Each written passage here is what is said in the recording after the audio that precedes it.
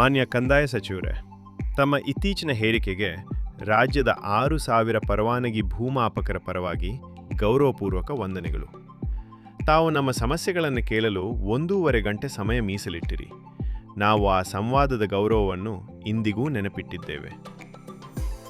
ಮಾನ್ಯ ಸಚಿವರೇ, ತಾವು ಆದಾಯಕ್ಕೆ ಕೊರತೆ ಇಲ್ಲ ಎಂದು ಹೇಳಿದ್ದೀರಿ. ವಾಸ್ತವ ಏನು ಎಂಬುದನ್ನು ವಿನಮ್ರವಾಗಿ ತಮ್ಮ ಗಮನಕ್ಕೆ ತರಲು ಬಯಸುತ್ತೇವೆ.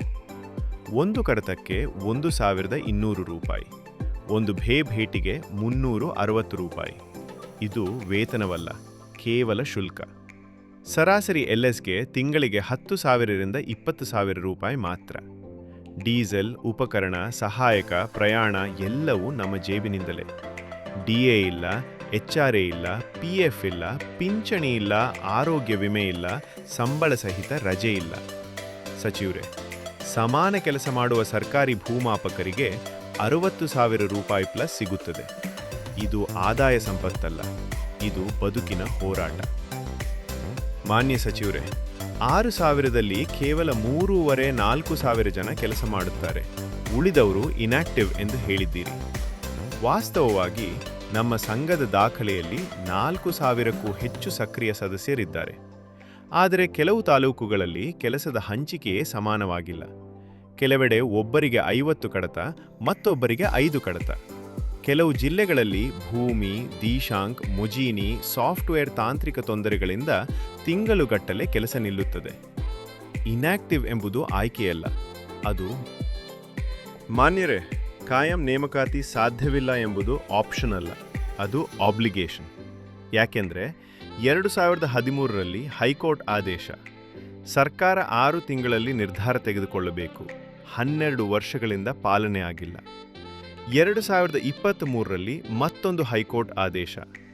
8 ವಾರಗಳಲ್ಲಿ ಪರಿಗಣಿಸಬೇಕು. ಪಾಲನೆ ಆಗಿಲ್ಲ. ಸುಪ್ರೀಂ ಕೋರ್ಟ್ 2016ರ ಜಗ್ಜಿತ್ ಸಿಂಗ್ ತೀರ್ಪು.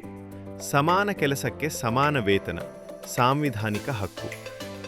ಮಾನ್ಯರೇ, ಆರ್ಥಿಕ ದೃಷ್ಟಿಯಿಂದಲೂ 6,000 LSಗಳಿಗೆ ಕಾಯಂ ವೇತನ ನೀಡಿದರೆ ವಾರ್ಷಿಕ ವೆಚ್ಚ ಸುಮಾರು 288 ರೂಪಾಯಿರಿಂದ 500 ಕೋಟಿ ರೂಪಾಯಿ. ಆದರೆ LS ವ್ಯವಸ್ಥೆಯಿಂದ ಸರ್ಕಾರಕ್ಕೆ ಬರುವ ಒಟ್ಟು ಆದಾಯ 1,000 ಕೋಟಿ ರೂಪಾಯಿಗೂ ಹೆಚ್ಚು. ಅಂದರೆ ವೆಚ್ಚ ಆದಾಯದ 5% ಮಾತ್ರ. ಇದು ಸರ್ಕಾರಕ್ಕೆ ಹೊರೆಯಲ್ಲ, ಇದು ಲಾಭದಾಯಕ ಹೂಡಿಕೆ. ಮಾನ್ಯ ಸಚಿವರೇ, ನಾವು ರಸ್ತೆಗೆ ಬರಬೇಕೆಂದು ಬಯಸುವುದಿಲ್ಲ. ನಾವು ಸರ್ಕಾರದ ವಿರೋಧಿಗಳೂ ಅಲ್ಲ. ನಾವು 25 ವರ್ಷಗಳಿಂದ ಕರ್ನಾಟಕದ ಭೂಮಿಯನ್ನು ಅಳೆದು ರೈತರ ಹಕ್ಕುಪತ್ರಗಳಿಗೆ ಆಧಾರವಾಗಿರುವವರು. ತಮ್ಮ ಸಹಾನುಭೂತಿಯಿಂದ ಪರಿಗಣಿಸುತ್ತೇವೆ ಎಂಬ ಮಾತು ನಮಗೆ ಭರವಸೆ ನೀಡಿದೆ. ಆ ಭರವಸೆ ಆದೇಶವಾಗಿ ಬದಲಾಗಲಿ. ಮತ್ತೊಂದು ಸುತ್ತಿನ ಸಂವಾದಕ್ಕೆ ನಾವು ಸಿದ್ಧರಿದ್ದೇವೆ. ಗೌರವಪೂರ್ವಕವಾಗಿ, ಬೇಡಿಕೆಗಳೊಂದಿಗೆ ಅಲ್ಲ, ಪರಿಹಾರಗಳೊಂದಿಗೆ.